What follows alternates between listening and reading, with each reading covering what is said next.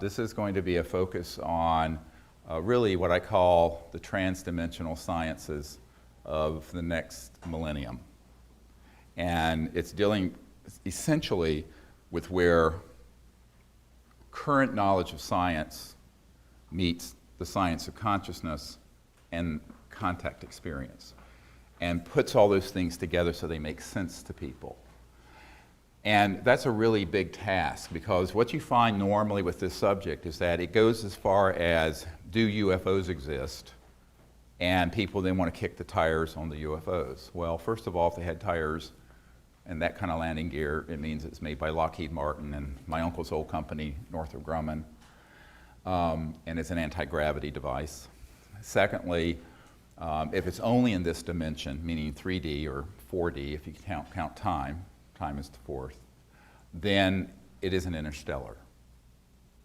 So the first thing to get your mind around is to forget everything you know about conventional wisdom, if you've studied the UFO subject, but also what you know about conventional science, because they're both antiquated and have been purposely kept antiquated. I'll get into this in a moment.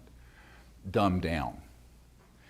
And what I want to do is share what I think you and the public need to know to understand what has been called the phenomenon, this sort of meta-phenomenon of ET contact and UFO phenomenon that goes beyond just the fact that they're moving at 100,000 miles per hour and can make a right-hand turn without decelerating and not kill the pilots on board with 1,000 G-forces or whatever that would be. Because that's all very interesting, but it kind of begs the question of, if they're interstellar, how'd they get here? And the fact that they're here a priori, they use something that's beyond even post-quantum physics. And it's a little bit like going back to Thomas Jefferson's era, it was only a couple of hundred years ago, and showing him this thing, a smartphone. And there'd be no foundation for understanding this. This would be metaphysical. So to the New Age people, they say, well, it's a metaphysical thing. Well, I said, well, meta what? What do you mean metaphysical? Metaphysical is just a term that people use when they don't quite understand the science of a phenomenon that's occurring. There's no metaphysical. It's all a level of consciousness of where you're coming from.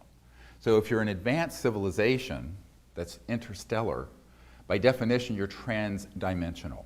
So you're dropping out of linear space-time, and then you're reappearing at another point in space-time, but not in a straight line. And the comprehension of that requires a lot of humility on the part of humans, which we typically lack, but particularly scientists and theologians. We'll get to that a little bit later.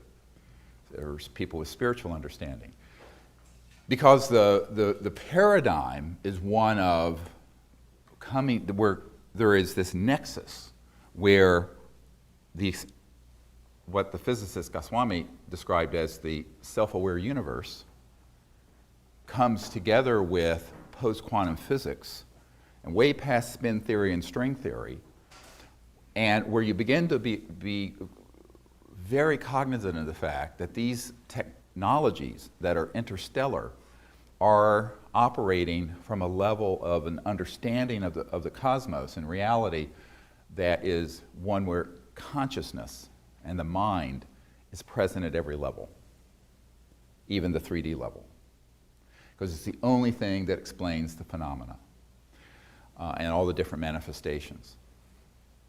So I use this term TDIS, transdimensional interstellar, and so I just want to introduce that right off the bat. So TDIS is a term that I use for what we're dealing with when we look at the science of consciousness and the physics of how the spacecraft move, operate in our space, but also go from one star system to another. And of course, in the aerospace industry, they have more colorful terms for this. I was flying last year to Australia, and I was accidentally was put beside a man going from Sydney to Brisbane who was a Northrop Grumman engineer. I said, oh, it's my uncle's old company. My uncle worked on the lunar module, the thing that landed on the moon with Neil Armstrong in it. And he says, oh yeah, that's really cool. And I said, yeah. You know, he was a young engineer. And he said, what are you doing? I said, well, I'm here for a meeting. He says, oh. I said, kind of dealing with some of the stuff that you may or may not deal with. And I just opened the door a little bit. He says, oh yeah, we know what, we call that PFM. I said, what? He said, pure fucking magic.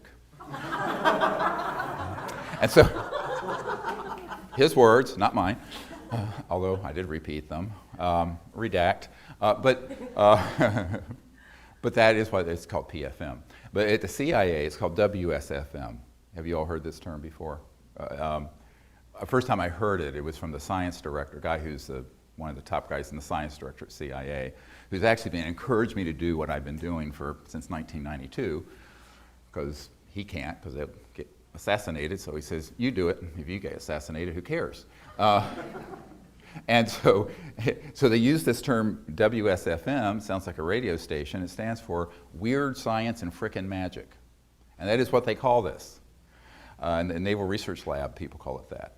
Because what it deals with is a type of phenomenon that when you get into a certain level of very high voltage systems, where the voltage is at a certain frequency and resonant field. And I'm not going to bore people with the arcana of this, but let's say you have a Poynting vector, or you put an energy field with very high voltage around an object that's a couple million volts, but very, very low amperage. So there's not much power involved, but at a certain cycles per second, or hertz, resonant, and in specific resonant field, that object can be made to literally begin to resonate and then tilt out of linear space-time, and it will disappear. Now, I've been in a lab that's run near the Redstone Arsenal in Alabama, Huntsville, where this stuff has been done. And so, by humans. So it's disappeared, you can't see it, and it actually has moved into another dimension, dimension 6, 10, 12, 80, 90, whatever it is. Someone asked me, how many dimensions are there? I said, how many numbers are there between 0 and infinity? Okay, so forget about 11 dimensions, or it keeps going. So, it's like infinity goes back to infinity. We're going to get into this later. And so the science behind this has really been studied somewhat accidentally in the early days by Faraday, Maxwell, Tesla, and it was sort of an empiricist understanding. You know what empiricism is. Empiricism is basically observational, science. You observe something, it's empirical, it's tangible. Now, you may not know the theoretical behind it. And this happens in science all the time. We'll see something, and we can describe the phenomenon, and even the parameters of the science, but we won't understand really what it's doing. We still don't really understand how, from the herb foxglove, digitoxin works to increase the contractile strength of the heart muscle. But it's been used for 100 years.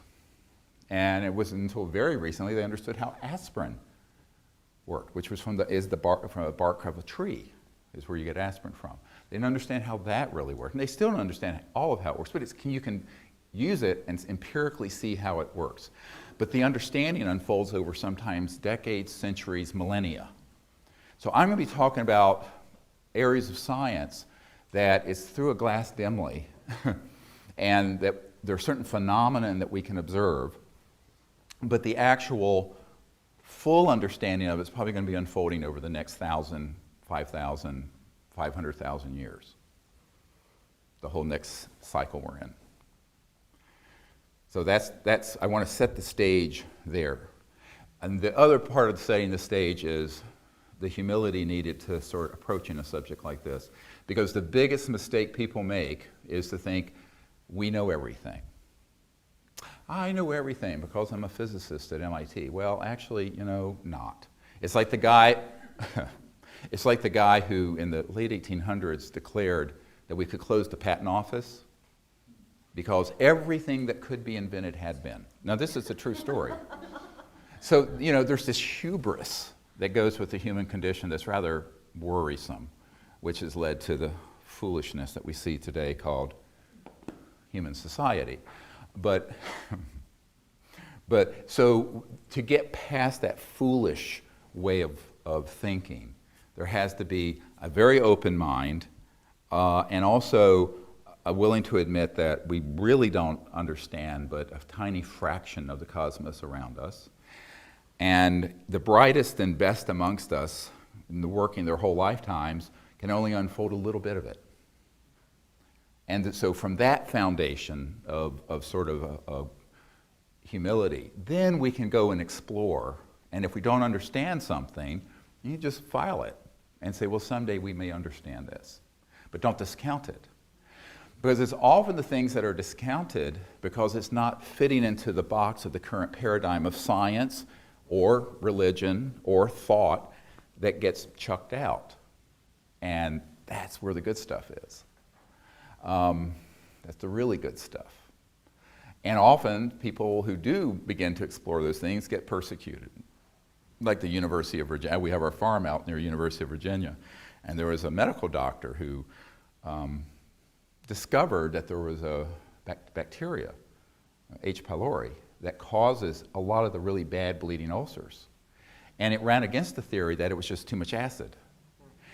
And that if you took a course of this and that medicine instead of the acid medicine or with it, it would cure them without surgery or anything. He got run out of the country, ended up in Australia. Australia was the only place he could get a job. He ended up getting the Nobel Prize. But the initial reaction of the scientific fundamentalist paradigm, the high priests of science, were to say, no, it can't be because we know everything about how this works. Well, it turns out they didn't know anything about how ulcers worked. So the same is true in physics, the same is true in materials, and the same is true in theological thought and consciousness studies. So I think that's why we have to sort of enter this whole subject with that kind of perspective. Then you can at least begin to explore with something resembling an open mind and learn something. The other thing to understand is that almost everything that I'm going to talk about today has been known in some classified project or another for a very, very long time. But in pieces, maybe not put together the way I'm going to present it. My job is to sort of synthesize it and connect the dots, which is my job today, is really to connect all these dots for you guys.